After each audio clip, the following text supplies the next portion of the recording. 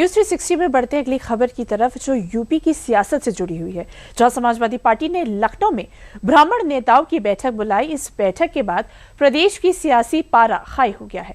राजनीतिक दल इसे 27 के विधानसभा चुनाव से जोड़कर देख रहे हैं, मगर इस बैठक के क्या मायने हैं, इसको लेकर एक रिपोर्ट देख लेते हैं।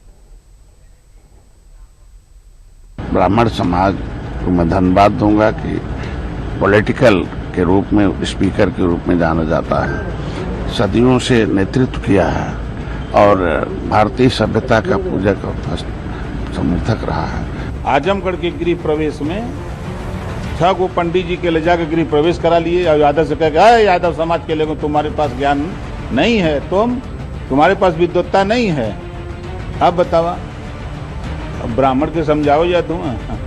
छोटे लोहिया समाजवादी पार्टी का संस्थागत चंद्रशेखर मिश्रा जी की जयंती मनाते हैं। 5 अगस्त को उनका भव्य कार्यक्रम होने वाला है। उसी की रूपरेखा तय करने के लिए प्रदेश भर के लोगों को बुलाया गया। यूपी में 2027 विधानसभा की चुनावी बिसात बिछने में यूं तो अभी समय है, मगर अपने अपने वोटरों को लामबंद करने की कवायद शुरू हो चुकी है। पार्टियां अपने अपने वोटरों को साधने में पूरी ताकत झोंक रही हैं। जातियों में वोट की गणना तेज हो चुकी है। इसी कड़ी में समाजवादी पार्टी ब्राह्मण वोट को अपने पाले में करने के लिए राजधानी लखनऊ में एक बड़ी बैठक की है। ब्राह्मण समाज को मैं धन्यवाद दूंगा कि पॉलिटिकल के रूप में, स्पीकर के रूप में जाना जाता है, सदियों से नेतृत्व किया है और भारतीय सभ्यता का पूजक और समर्थक रहा है और देश में सबको जीने का एक आधार और कला दिया है। तो उत्तर प्रदेश में जो भारतीय संस्कृति के निर्माण, विखंडित संस्कृति को करने वाली विदेशी ताकतें थी, उसको खत्म करके भारतीय संस्कृति को स्थापित करने के लिए योगी और मोदी जी आए हैं। तो ब्राह्मण समुदाय हमेशा योगी, मोदी और भारत। इटावा का घटना भुला गई ना? कहा इटावा में यादव जी ने, अखिलेश यादव जी ने कहा कि यादव भी कथावाचक हो सकता है, कथा कह सकता है, विद्वान है, लेकिन यादव की विद्वत्ता आजमगढ़ जाते जाते खत्म हो गई। आजमगढ़ के गृह प्रवेश में 6 गो पंडित जी के ले जाकर गृह प्रवेश करा लिए और यादव से कहा, यादव समाज के लोगों तुम्हारे पास ज्ञान नहीं है, तुम्हारे पास विद्वत्ता नहीं है। अब बतावा, ब्राह्मण के समझाओ या तुम?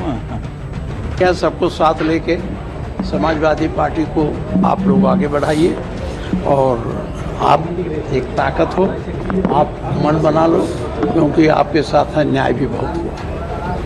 तो रोड मैप तैयार होगा उत्तर प्रदेश में चुनाव से पहले? इस तरीके की बैठकें जो है वो बड़े मायने होते हैं उनके। अब देखिए, हम लोग बैठकें कर रहे हैं, उनको ये नहीं कर रहे हैं कि उन्हीं को, हम उनसे आग्रह कर रहे हैं सब साथ, सब गाँव के और अन्य लोगों को साथ लेकर समाजवादी पार्टी के साथ जुड़ो और समाजवादी की तरफ से। सियासत की सबसे बड़ी खासियत होती है कि इसमें सारा गुना गणित वोटरों की हिस्सेदारी और जातीय समीकरणों पर टिका होता है और यूपी की सियासत में ब्राह्मण वोट निर्णायक भूमिका में है। यही वजह है कि सपा, बसपा हो या फिर भाजपा, हर राजनीतिक दल ब्राह्मण वोट को अपने पाले में करने के लिए सारे दावपेच अपना रहा है। यूपी की सियासत में ब्राह्मण वोट कितने सीटों पर प्रभाव रखते हैं, इसे भी समझ लेते हैं। आंकड़ों पर नजर डालें तो उत्तर प्रदेश में 10 से 15% ब्राह्मण मतदाता हैं, जो प्रदेश की करीब 115 विधानसभा सीटों पर अपना सीधा प्रभाव रखते हैं। वहीं 12 जिले ऐसे हैं जहां ब्राह्मण वोटर किसी भी प्रत्याशी की जीत हार में निर्णायक भूमिका निभाते हैं। यही वजह है कि सपा हर हाल में ब्राह्मणों को अपने साथ जोड़कर रखना चाहती है। सपा सुप्रीमो अखिलेश यादव अपने पीडीएफ फॉर्मूले के ए यानी अगड़ा वर्ग को लेकर लगातार परिभाषित कर रहे हैं। ब्राह्मण वोट को लामबंद करने की कवायद ऐसे ही नहीं शुरू हुई, बल्कि इसके पीछे ये आंकड़े हैं जो इस बात की तस्दीक करते हैं कि जिस ओर ब्राह्मण वोट करवट लेगा, उसी पार्टी की दशा और दिशा दोनों बदलेगी। ऐसे में ब्राह्मण वोट को साधने के लिए केवल सपा ही प्रयास नहीं कर रही, बल्कि दूसरी पार्टियां भी इसी दिशा में कोशिश कर रही हैं। यूपी की सियासत में ब्राह्मण वोट ने कब कब करिश्मा किया है, ये भी आपको बताते हैं।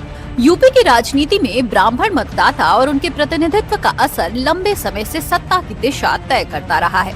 दिलचस्प बात यह है कि जिन विधानसभा चुनावों में किसी दल के साथ सबसे अधिक संख्या में ब्राह्मण विधायक चुने गए, उसी दल की सरकार भी बनी।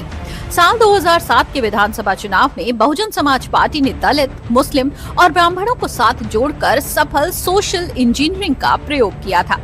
पार्टी ने 80 से अधिक ब्राह्मण उम्मीदवारों को टिकट दिया, जिनमें से 41 जीतकर विधानसभा पहुंचे। बीएसपी को पूर्ण बहुमत मिला और मायावती के नेतृत्व में सरकार बनी। साल 2012 के विधानसभा चुनाव में समाजवादी पार्टी के टिकट पर 21 ब्राह्मण विधायक जीतकर विधानसभा पहुंचे। साल 2017 के विधानसभा चुनाव में कुल 56 ब्राह्मण विधायक चुने गए, जिसमें से 46 भारतीय जनता पार्टी के टिकट पर जीते थे। उत्तर प्रदेश की राजनीति में ब्राह्मण वोट बैंक हमेशा से सत्ता की राह का एक अहम पड़ाव रहा है। बदलते राजनीतिक समीकरणों और आगामी चुनावी चुनौतियों के बीच समाजवादी पार्टी एक बार फिर इस वर्ग को अपने पक्ष में साधने की कवायद में जुटी दिखाई दे रही है।